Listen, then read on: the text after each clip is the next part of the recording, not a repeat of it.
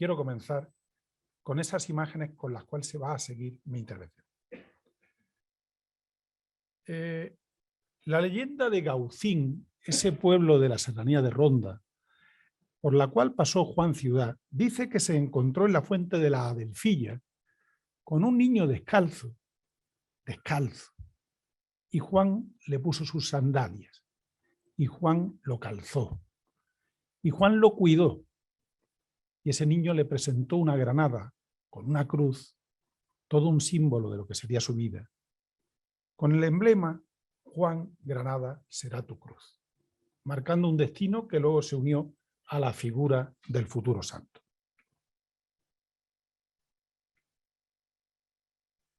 Voy a intentar pasar la imagen.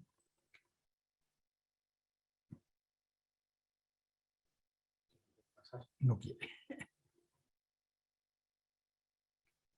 Ahora. Bien, ahora sí, perdón. Por tanto, este es el título que le hemos dado. Y la imagen que les traigo es la Virgen de Granada, del Museo del Castell de Peralada, en Girona, atribuida a Petrus Christus. Es un detalle de ese cuadro, una tabla de origen flamenco, porque en ella tenemos una de las primeras visiones de Granada en el tránsito del mundo medieval al mundo moderno. Pueden ver las murallas, todavía la mezquita, que ya sería pronto derribada, la alcazaba de la Alhambra en la parte superior, e incluso otros detalles debido a la minuciosidad de esa tabla flamenca, como podría ser la cuesta de Alacaba y la puerta de la Badmonaita. La Granada de Juan Ciudad, estaba situada entre las urbes más importantes de Castilla. Tenía en aquel entonces unas 75.000 almas, hoy podría parecer poca población, y ya jugaba un pulso sostenido con la capital hispalense que al poco tiempo le iba a arrebatar el protagonismo, debido fundamentalmente porque Sevilla va a recibir el monopolio del comercio con Indias y se va a convertir en un nuevo centro de llegada y acogida por todos aquellos que querían cumplir con su Eldorado particular, con marchar a América. Pero tengo que decir que en contraposición a Sevilla, Granada vive también una intensa fórmula vital, y es una Granada que va a conocer muy bien San Juan de Dios.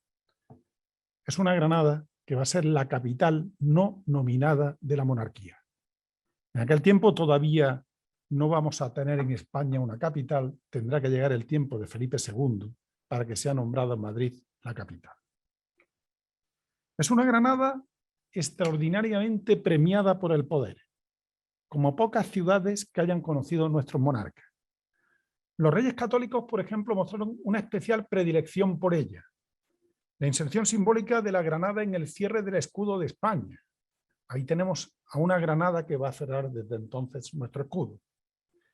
El otorgamiento del voto en Cortes, la capitanía general del reino, el traslado de la Chancillería, la acuñación del excelente de Granada, que será la moneda en peso de oro más importante de aquella época, la creación del Hospital Real, el fomento para la instalación de la sede del arzobispado. Y cómo no, nos van a alegar un símbolo único, el panteón de la dinastía en la Capilla Real. Esa Granada, que asienta su base en el año 1492, va a tener una continuación posterior en la figura del emperador Carlos V.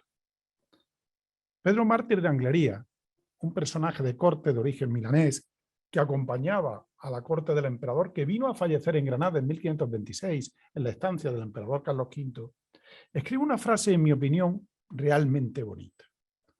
Esta que tienen: a juicio mío, entre todas las ciudades que yo he visto bajo el sol, ha de preferirse Granada.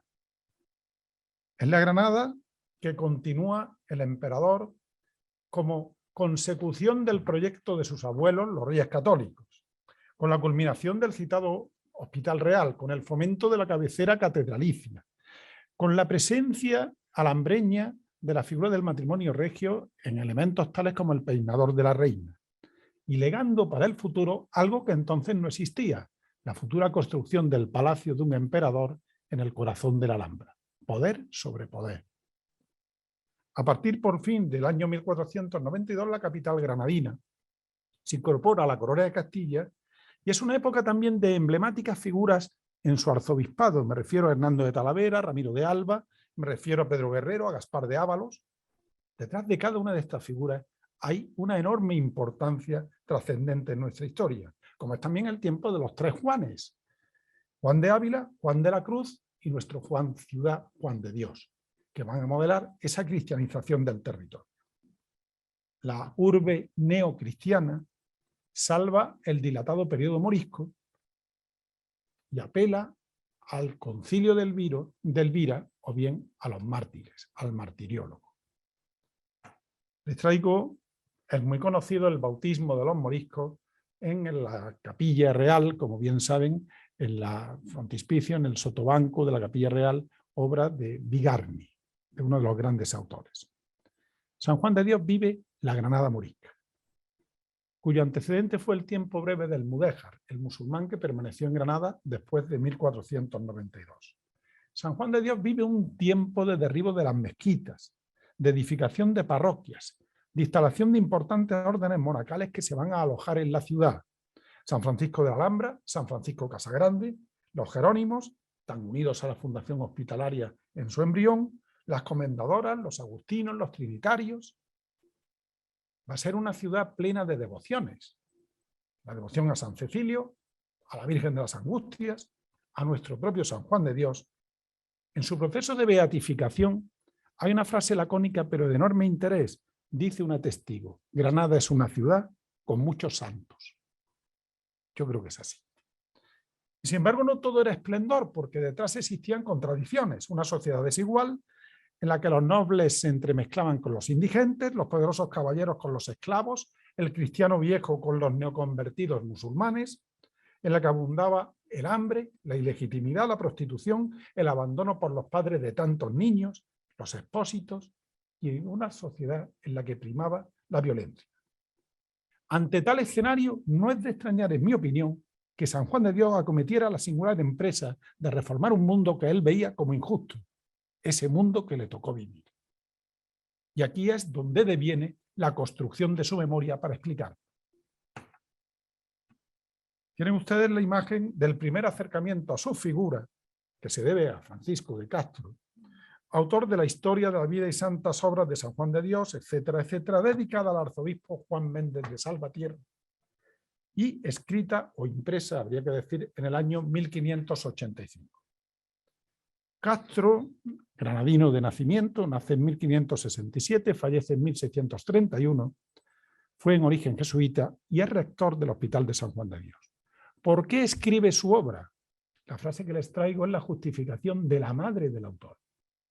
Mi hijo rector de pobres del Hospital de Dios compuso la historia de la vida de un pobre queriendo con esto satisfacer la obligación y el amor que tenía aquella casa y hospital de pobres donde murió. Hay un compromiso real con la pobreza, por aplacar ese tiempo difícil. Y además quiero resaltar que se la dedica al arzobispo Salvatierra, a ese extremeño que se va a dedicar incluso en paralelo a esa misma obra. Él es impulsor de la reapertura del Colegio de San Miguel en el Albaicín, o bien en su tiempo es la destrucción conocida de la Torre Turpiana del año 1588, pero sobre todo él va a acoger en su casa arzobispal a los indigentes, a los pobres, lo cual es paralelo a San Juan de Dios. Aquella primera biografía pronto extendió la fama de Juan Ciudad en otras ciudades y le van a seguir una segunda obra de Dionisio de Celi, impresa en Burgos, otro prior del Hospital de Granada y comisionado para el proceso de beatificación de San Juan Ciudad en la causa de beatificación en la naciente orden juanista. Y la tercera que yo señalaría sería la de Antonio Gobea, un agustino portugués que va a escribir en 1623, ya trasladando más allá de la frontera la figura de nuestro personaje. Ves que además contamos con la voz del propio santo, por vía de las llamadas cartas de San Juan de Dios, en las que podemos leer, entre otras frases: desvelaros en cuidar a los pobres, la posada siempre está abierta a Dios, para vos, similar a lo que nuestro padre prior nos ha dicho hoy, ¿no? Estas cartas al joven Luis Bautista, a la duquesa de Sesa, al caballero Gutiérrez de Lasso, demuestran perfectamente el perfil de su compromiso y el tejido de una interrelación con la necesidad del apoyo de personajes externos. Como añadido documental, tengo que también citar el proceso de beatificación, un indicador de su tiempo y del tiempo posterior. Habían pasado 70 años de su muerte, se produce la gran documentación en el año 1621. Y bueno, fue publicada, y aquí no estoy citando apenas referencias de la bibliografía existente, por José Luis Martínez Gil, de la Orden Hospitalaria, con el título de Proceso de Beatificación de San Juan de Dios en la Biblioteca de Autores Cristianos. Es una obra de referencia esencial. Esta es la trama de su vida, y su vida se enreda con la vida de un Juan Ciudad. Un ser inquieto, siempre en el camino, siempre acumulando experiencia. Un ser que vive una geografía de emociones. Un ser en el que también pesan los vacíos y hechos no conocidos, porque no lo sabemos todo y porque nos queda mucho por investigar de él. Si tenemos en cuenta la etapa previa, esa etapa previa nos va a unir con Monte Novo, donde hay una estatua en honor a San Joao de Déu, como la persona más importante de las que nació en aquel pequeño pueblo del Alentejo perteneciente al distrito de Évora. Entonces es bautizado con el nombre de Juan Ciudad Duarte, hijo de familia hebrea. En tiempos de Manuel I de Portugal, con motivo de su boda con la hija de los reyes católicos, la infanta Isabel, en 1497, a instancia de los reyes católicos, se solicita que sean reeducados los niños de nación hebrea, o bien trasladados a otros sitios. Bien, el apellido Duarte hace referencia a ese origen hebraico. Y este Juan de Dios, al cual no debemos de dudar ese origen hebreo, tengo que decir que en el proceso de 1622 actúa como testigo una vecina de la localidad que dice tener 115 años de edad. No es factible, no es posible, pero sin embargo ella dice haber conocido a la familia de estos hebreos. O actúa también otra vecina, Blasia Díaz, de 90 años de edad, quizá esta edad sea más certera. Ella sí conoció incluso quizá al propio niño que había nacido en la localidad. Y cuentan que siempre vivieron en la calle Beige, en la calle Verde. Y cuentan que eran cristianos viejos y legítimos sin tener la menor traza de cristianos nuevos, porque todos sabemos que en los procesos de testificación de santidad era necesario ocultar tal origen. Aquí es donde surgen también, a hilo de este momento, los escenarios para la construcción de su vida antes de Granada. Oropesa, se ha dudado si no era ilegítimo del conde de Oropesa. Fuenterrabía, donde participa en la batalla contra el francés, defendiendo junto con las tropas del emperador Carlos, o el sitio de Viena, donde incluso participa también. De hecho, en aquellas contiendas se cae de una mula con un fuerte traumatismo, quizá posiblemente razón de problemas posteriores en la vida de Juan Ciudad. Y en ese mundo de escenarios hay otro que no debemos de olvidar, la frontera con África. Porque anduvo por Ceuta en 1533 y por Gibraltar. En Ceuta hace un acto de caridad con la familia judía de los Almeida, un apellido portugués, pero que también unido al mundo hebraico. Porque cuando ellos se queden sin recursos, Juan Ciudad va a trabajar en la construcción de las murallas de la ciudad para poder así darles algún tipo de pecunio, de recursos para sobrevivir. Y en Gibraltar va a ser vendedor de libros, coplas, aleluyas, estampas y otros papeles. Es decir, ya está en su oficio por excelencia, vendedor de libros. A partir de ahí, y ese Granada será su cruz, será tu cruz que hemos visto al inicio, él se va a enredar con Granada. Esta imagen superior pertenece a las grandezas de España de Pedro Medina y es muy poco conocida. Y llega a Granada y desde entonces considero que Granada será la Granada de San Juan de Dios. Tenía 41 años de edad y en ella va a vivir hasta 1550, el año de su muerte, con breves salidas al exterior. Son 13 años de experiencia en Granada. ¿Cómo era aquella Granada? Pues aquella Granada, según esta imagen tan conocida de la plataforma de Vico, era un laboratorio de formas estéticas y culturales, de nuevas formas políticas, de un tiempo de cambio y, como hemos visto también, de una religiosidad intensa. Yo distingo ámbitos principales para comprender a Granada. La población de origen morisco continuaba instalada en los arrabales superiores, el caso del Albaicín, llegando a tocar la cerca de Don Gonzalo, o el barrio del Realejo en la zona del Antequeruel, el Mauror, esta parte superior. Una población que no siempre es la forzada a la conversión, también hay colaboracionistas con los propios reyes, con los reyes cristianos.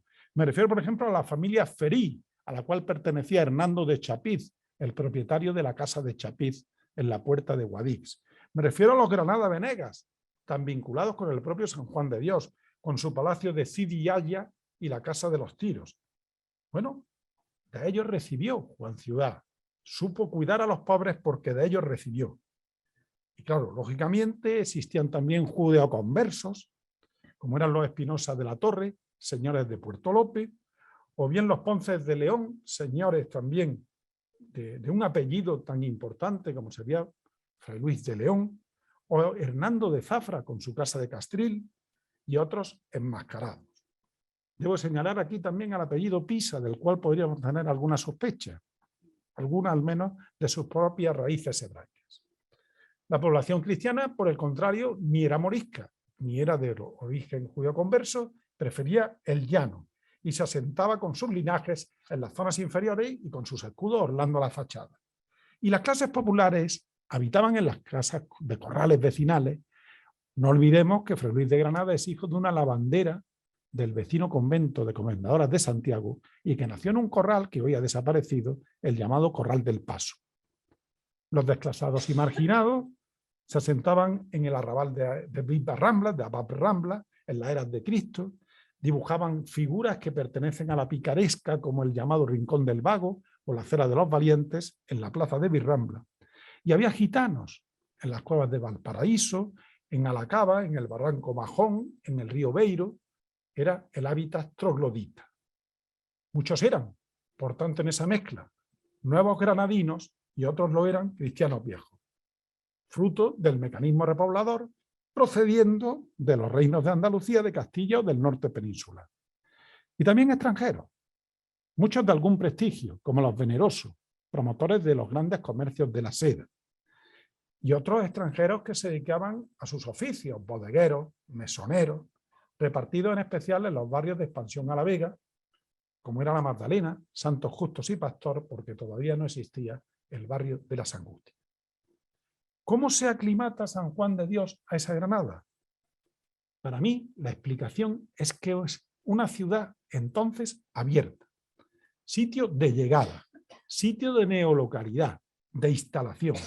Y creo posible un primer encuentro, gracias a la existencia y recepción de la comunidad lusa granadina. Debido a los portugueses que ya vivían en Granada y que poseían sus señas de identidad propia con la celebración de San Antonio Abad. A partir de 1534 existe una capilla de San Antonio Abad en el arrabal del Genil, que posteriormente se va a convertir en hoy el grupo conventual de San Antón, que todos conocemos. Y bueno, en la iglesia de San Antón ustedes pueden ver figuras interpretativas de esa sacralización lusa. Allí tendríamos a Santa Isabel de Portugal como imagen, tendríamos a San Antonio de Padua, que nació en Lisboa, no lo olvidemos, o tendríamos a otros elementos. Luego, no es descabellado que los portugueses pudieran ayudar a su compatriota en ese lazo invisible de la red. Y en Granada encontramos apellidos lusos, los Raposo, los Enríquez, los Manuel Miranda. Manuel Miranda era un comerciante rico de origen portugués. Bien, en este sentido, lógicamente, la visita, que seguro que va a ser magnífica, bueno, también está ayudada por obras como la de Matías de Mina Salvador, de la Orden Hospitalaria, y su obra de la visita a Granada. San Juan de Dios se instala en Granada. Y se instala en Granada en la Puerta de Elvira, al lado, junto a la Puerta de Elvira, donde se dice en la crónica de Castro esto que está aquí escrito: y tomó casa y puso tienda en la Puerta de Elvira, donde estuvo usando su oficio hasta que nuestro Señor fue servido en llamarle para que sirviese a otro mejor. La Puerta de Elvira daba paso a la arteria principal de la ciudad. Era un lugar estratégico para su negocio, si tenemos en cuenta que conectaba con su geografía emocional futura, que es el corazón de Granada. Porque él va a actuar en torno a la capitanía, al concejo, a la catedral, Quizá lo único que quede periférico, o su propia universidad, lo que quede periférico sería la Chancillería. Pero vender libros era un fin útil, teniendo en cuenta la naciente universidad y además el cuerpo de funcionarios burocráticos de la Chancillería que necesitaban de esos libros, de esos papeles.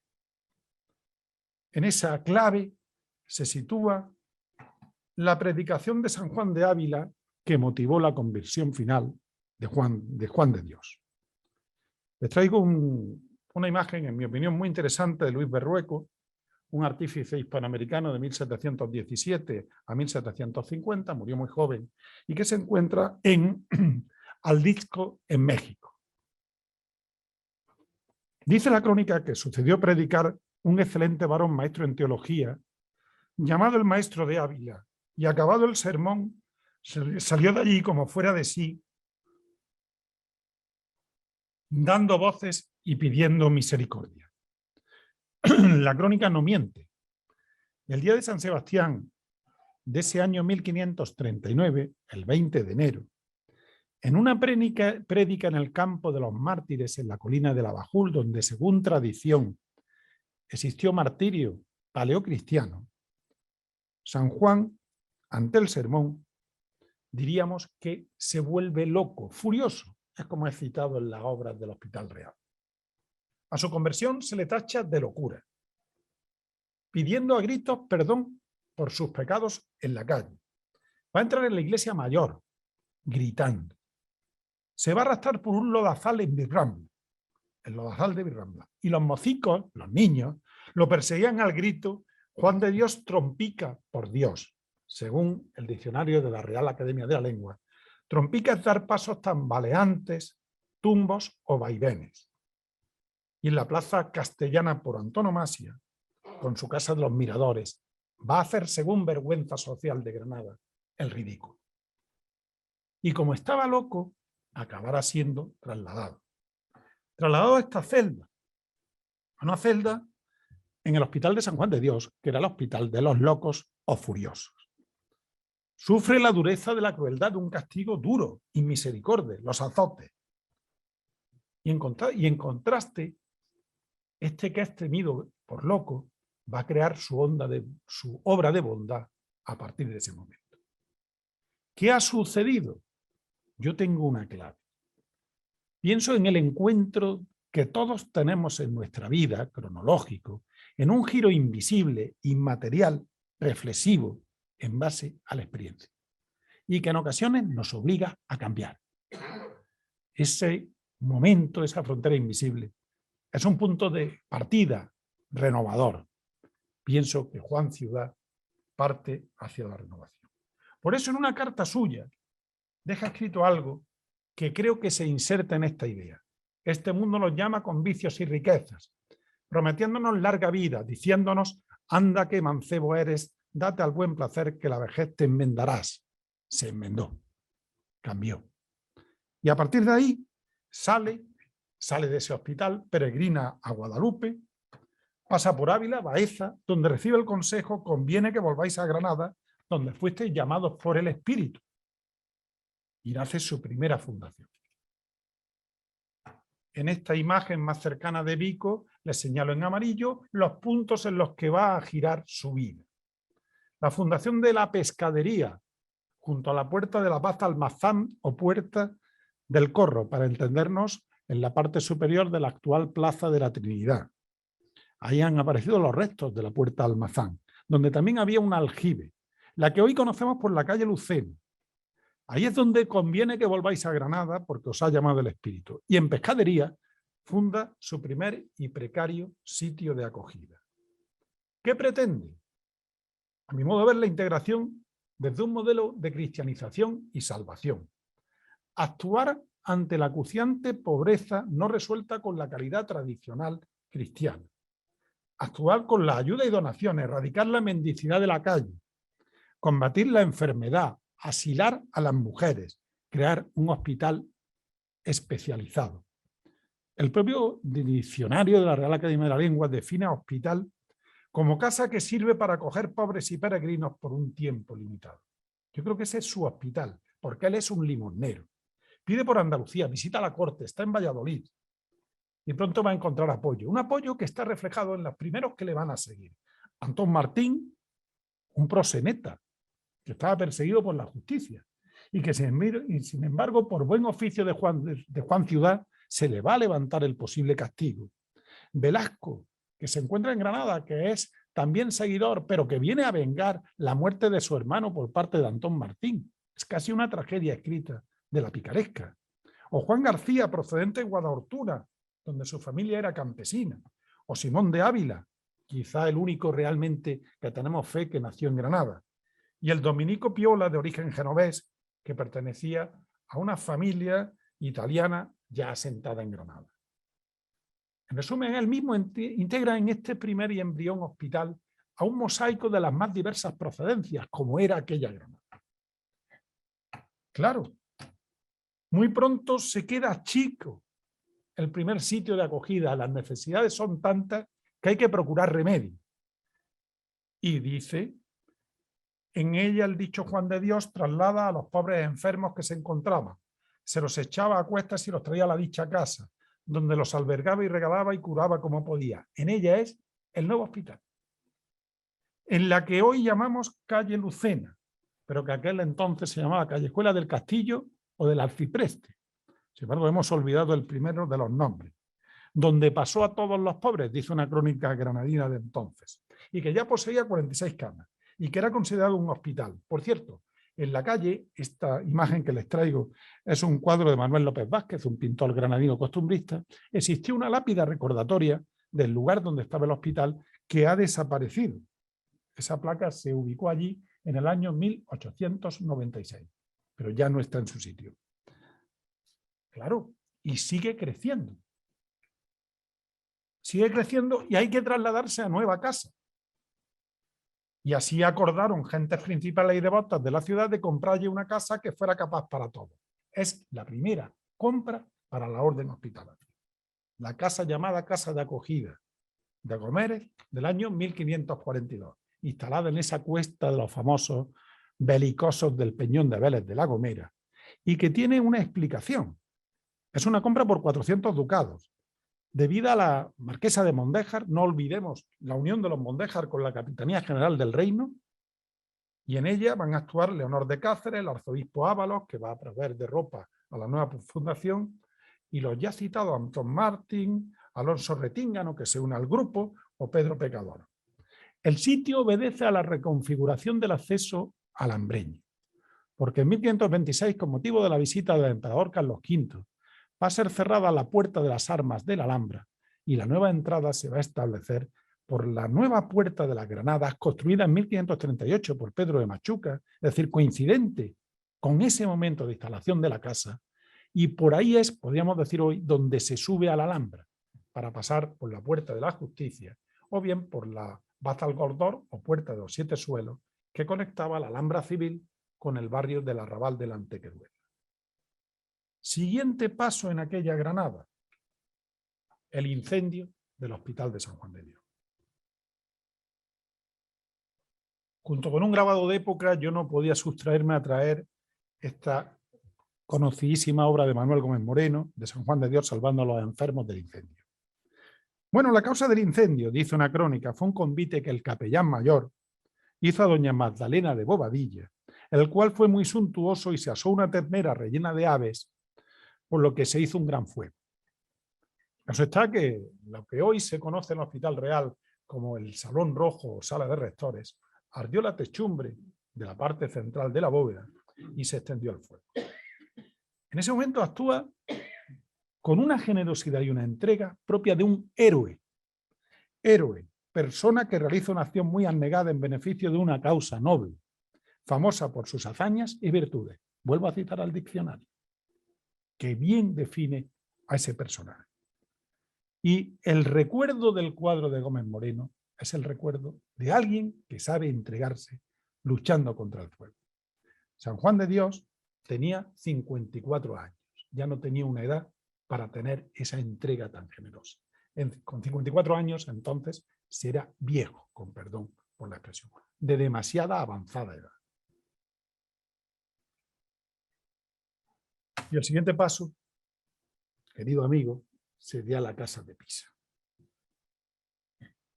El bendito padre se resistió a ser trasladado a la casa, diciendo que le perdonasen, que quería morir entre los pobres.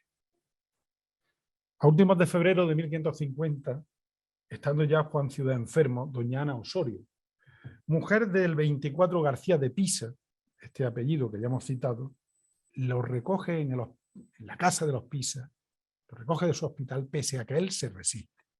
Se resiste tanto que tuvo que intervenir el arzobispo Pedro Guerrero visitándolo en el hospital y obligándole por orden a que marchara a la casa de Pisa.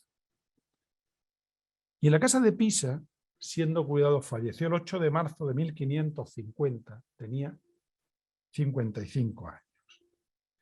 Según el testimonio de Pedro Flanco de León, y es muy conocido, y van a hacer la visita, bueno, pues, estando solo, vino a expirar, sintieron un gran olor y ruido, entraron y hallaron al bendito padre, con su hábito puesto, habiéndose dejado en sí la cama, hincado de rodillas en el suelo, fuera de ella y con un crucifijo en la mano, que a él parecía vivo. Merecía un sepelio de honor, una despedida de honor.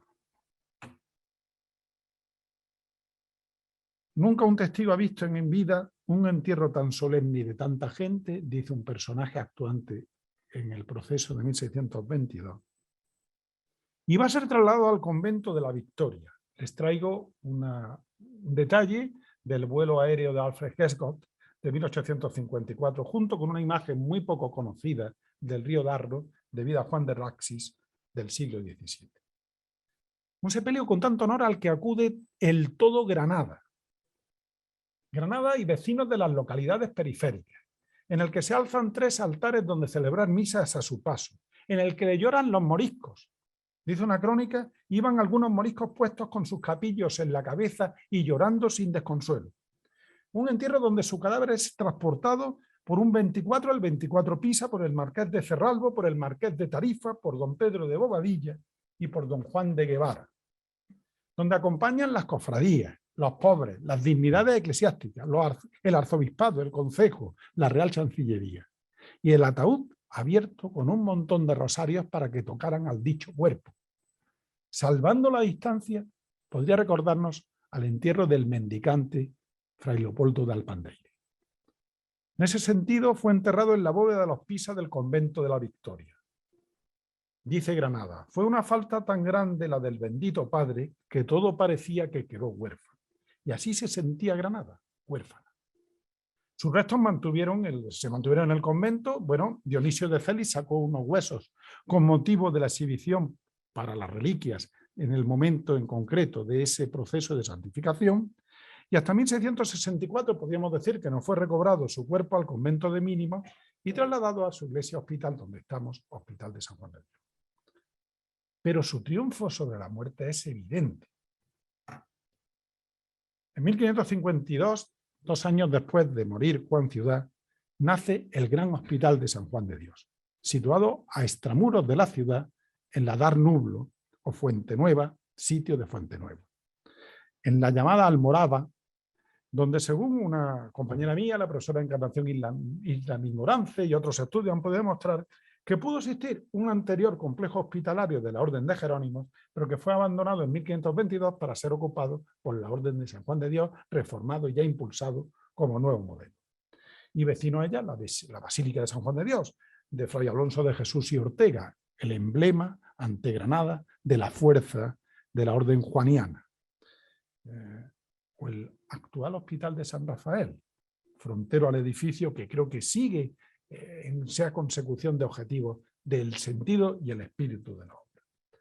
De ahí nació un santo para la cristiandad. Esta es la obra de Murillo, el Hospital de la Caridad de Sevilla, que refleja a nuestro santo.